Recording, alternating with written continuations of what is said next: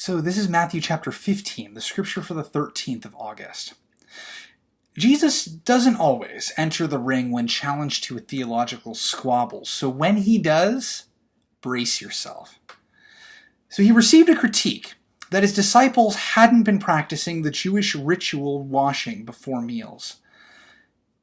And in response to this critique, Jesus turns the tables on the religious leaders, asking, what's of greatest importance? The law as written, or the interpretation we've placed on it? Which one of these is greater? Well, always the written law code ought to take precedence. It's sort of like asking, which is more authoritative, the Constitution of the United States or some case law that was decided by one of the courts of the United States? Well, if that case law is in violation of the Constitution wins every time. Much like Scripture needs to form the backbone of a Christian's actions and beliefs, so too must the commandments form and inform the practices of Jewish folks in Jesus' day. So the command to honor mother and father, the fifth commandment, this included looking after them when they were elderly. That was a piece of it here. Israel didn't have assisted living facilities where older folks could go when they were infirm or when they were ailing. That was the responsibility of their immediate family to care for them in their old age. But one practice the religious leaders of that day encouraged was, instead of using the money set aside to care for mother and father, instead of using that money for what it was set aside for, to earmark it to be used for the temple. You got to use it for God, so to speak.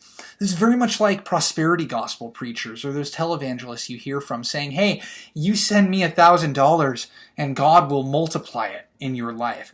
It's backwards.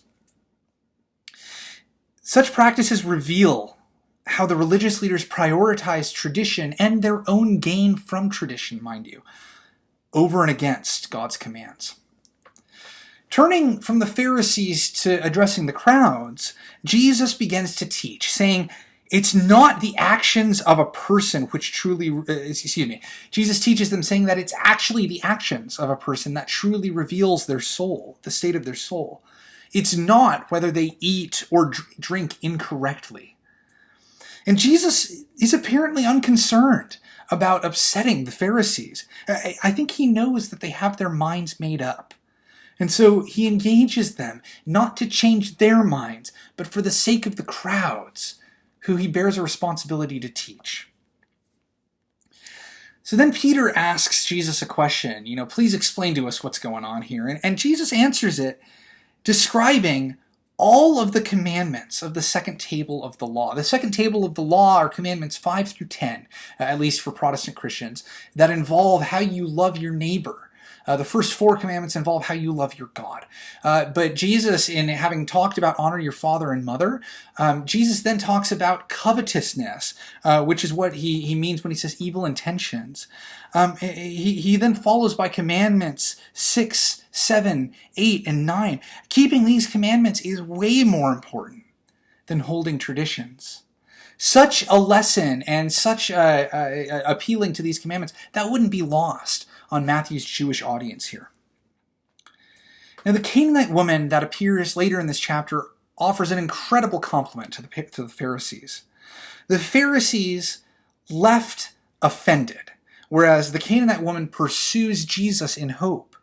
The Pharisees dispute minute details of the law. The Canaanite woman pleads for mercy, which is at the core of the law. The Pharisees are Israelites. They're high in the religious pyramid, whereas the Canaanite woman is a Gentile woman, low on almost every pyramid that Jesus would have respected. Yet, Jesus meets her request, and her request seems to pop a cork out of Jesus to some degree, where Jesus then changes his ministry later on in the chapter. Crowds of all kinds of people came to Jesus, leaving, praising specifically the God of Israel, which suggests to me that there may have been some Gentiles in those crowds that Jesus may not have ministered to had this Canaanite woman not pursued him. As Jesus showed mercy to this Canaanite woman, he has mercy on the crowd, even though members of this crowd were probably Gentiles and not explicitly in accordance with his mission. I wonder, when have you seen non-Christians act more Christ-like than Christians?